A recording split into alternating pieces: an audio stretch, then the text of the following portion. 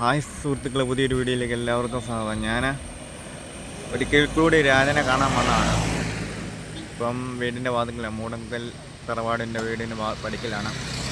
പുതിയൊരു വീഡിയോയിലേക്ക് എല്ലാവർക്കും സ്വാഗതം.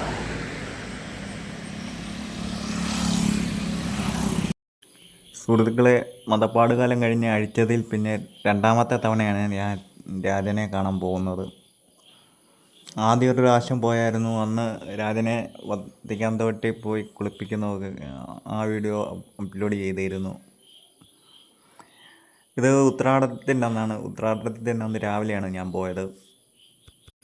കറുകച്ചാൽ വരെ പോകേണ്ട ഒരു ആവശ്യം ഉണ്ടായിരുന്നു. കറുകച്ചാലിൽ ചെന്നപ്പം രാജനെ ഒന്ന് കണ്ടേക്കാം ഒന്ന് വിചാരിച്ചു. ചെന്നപ്പോൾ ചട്ടക്കാർ അതിലില്ലായിരുന്നു. അവർ എന്തോ ആവശ്യത്തിന് പുറത്ത് പോയിരിക്കുന്നു. തീറ്റയ്ക്കോ എന്തിനോ ആണെന്ന് തോന്നുന്നു, എന്താണെന്നറിയില്ല. അവരില്ലായിരുന്നു. അന്നേരം പിന്നെ ചില ഡിസ്റ്റൻസ് കീപ്പ് ചെയ്താണ് നമ്മൾ നിന്നത്. കാരണം ചട്ടക്കാരില്ലാത്തപ്പം ഒരാനയുടെ അടുത്ത് പോയി നിൽക്കുന്നത് സേഫ് അല്ലെന്ന് തോന്നി. രാജനാണെങ്കിൽ പോലും ചട്ടക്കാരില്ലാതെ നമ്മൾ അടുത്ത് പോകുന്നത്,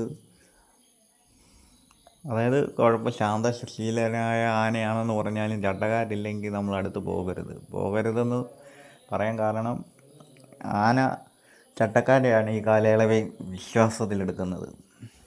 അവരെ അടുപ്പവും എല്ലാം. പിന്നെ അതുപോലെ ആനയോട് ആത്മബന്ധമുള്ള ആളായിരിക്കണം. ഇപ്പം അവിടുത്തെ അമ്മച്ചിയോ അതുപോലെയൊക്കെയുള്ള ആൾക്കാരാണെങ്കിൽ കുഴപ്പമില്ല. പുറത്തു നിന്നുള്ള ഒരാളാകുമ്പോൾ നമ്മൾ ആന സംശയത്തോടു കൂടിയേ കാണുകയുള്ളൂ. ചില ആനകൾ ഓരോന്ന് മടൽ വാരി എറിയാനൊക്കെ സാധ്യതയുണ്ട്. അതുകൊണ്ടാണ് ഞാൻ ഇച്ചിരി ഡിസ്റ്റൻസ് കീപ്പ് ചെയ്താണ് നിന്നത്. എന്ന് പറഞ്ഞ് എല്ലാ ആനകളും ഒരുപാടാണെന്നും ഞാൻ പറഞ്ഞില്ല. എങ്കിലും എല്ലാ ആനകളുടെ അടുത്ത് ചട്ടക്കാരില്ലാതെ പോകരുതെന്നുള്ള എനിക്ക് കിട്ടിയ ഒരു അറിവ് വെച്ച് ഞാൻ പറഞ്ഞതേ ഉള്ളൂ.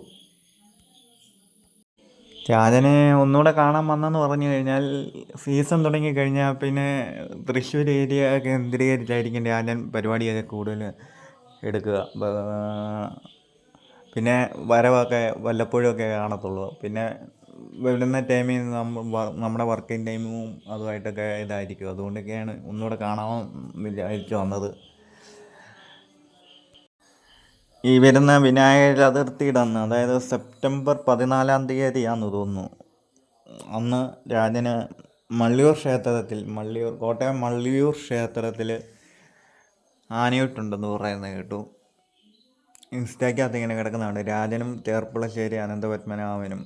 അതാണോ ഫസ്റ്റ് പ്രോഗ്രാം എന്ന് എനിക്കറിയില്ല. അതിനു മുമ്പ് പ്രോഗ്രാം ഉണ്ടോ ഇല്ലെന്ന് എനിക്കറിയില്ല.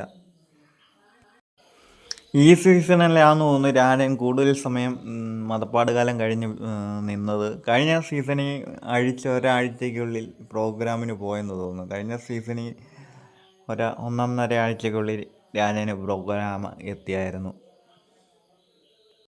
പിന്നെ ഈ സീസണിൽ ഇത്ര നേരത്തെ രാജനെ അഴിച്ചെന്ന് തോന്നുന്നു. കഴിഞ്ഞ സീസണിൽ അപേക്ഷിച്ച് ഈ സീസണിൽ ഇത്ര നേരത്തെ രാജനെ നീരിൽ നിന്ന് അഴിച്ചത്.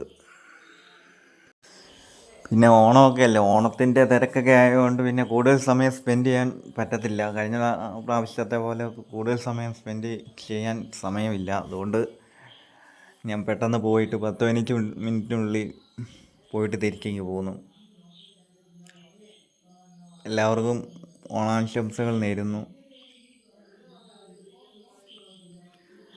വീഡിയോ ഇഷ്ടമായെങ്കിൽ ലൈക്ക് ചെയ്യുക, സബ്സ്ക്രൈബ് ചെയ്യുക.